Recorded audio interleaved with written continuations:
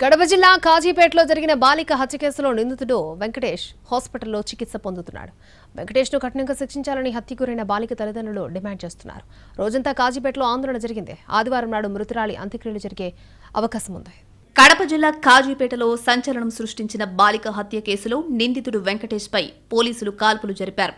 శుక్రవారం అర్ధరాత్రి దాటిన తరువాత వెంకటేష్ను మైదుకూరు పోలీసులు సురక్షిత ప్రాంతానికి తరలిస్తున్న క్రమంలో పారిపోయేందుకు ప్రయత్నించాడు.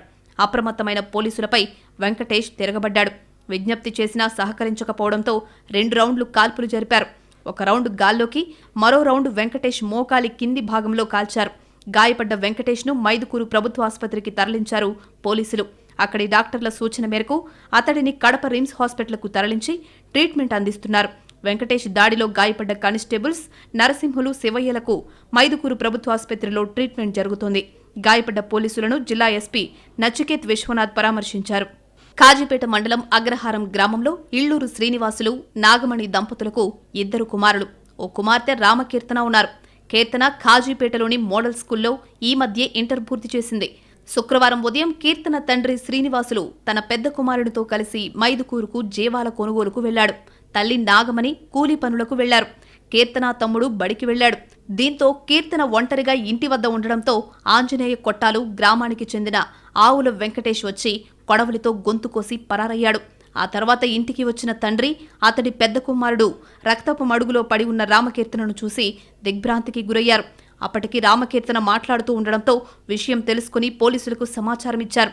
కీర్తన గొంతు నుంచి రక్తస్రావం జరగకుండా టవల్ను చుట్టి ఆమెను చేతులతో ఎత్తుకుని ఆటో వరకు తీసుకువెళ్లారు.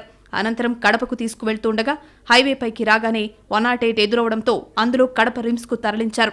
హాస్పిటల్కు వచ్చేసరికే బాలిక చనిపోయిందని డాక్టర్లు నిర్ధారించారు. కీర్తన హత్యకు ప్రేమ వ్యవహారమే కారణం. ఆవుల వెంకటేష్ 2 ఏళ్ల నుంచి ప్రేమ పేరుతో రామకీర్తన వెంటపడుతున్నాడు. ప్రేమించాలని వేధిస్తున్నాడు. పలుమార్లు బాలిక తండ్రితో మీ కూతురు ఇతరులతో ఫోన్ మాట్లాడుతోందంటూ ఫిర్యాదు చేశాడు. దీనికి ఆమె సంగతి మేం చూసుకుంటాం, నువ్వు కలగజేసుకోవద్దని శ్రీనివాసులు వార్నింగ్ కూడా ఇచ్చాడు. ఈ నేపథ్యంలో రామకీర్తనపై కక్ష పెంచుకున్న వెంకటేష్ శుక్రవారం ఉదయం ఆమెతో ఫోన్లో మాట్లాడే యత్నం చేశాడు. బాలిక స్పందించకపోవడంతో ఆవేశంతో ఇంటికి వెళ్లి కొడవలితో గొంతు కోసి హత్య చేసి పరారయ్యాడు. బాధిత కుటుంబం ఫిర్యాదుతో వెంకటేష్ను అదుపులోకి తీసుకున్నారు పోలీసులు. కీర్తన మృతదేహానికి కడప రిమ్స్లో పోస్టుమార్టం జరిపించి కాజీపేట అగ్రహారానికి తరలించారు పోలీసులు. అక్కడకు భారీగా చేరుకున్న బంధువులు, గ్రామస్తులు, చుట్టుపక్కల గ్రామాల ప్రజలు ఆందోళనకు దిగారు. రోడ్డుపై మృతదేహంతో బైఠాయించి నిరసన చేపట్టారు. కీర్తన మృతికి న్యాయం చేయాలని డిమాండ్ చేశారు.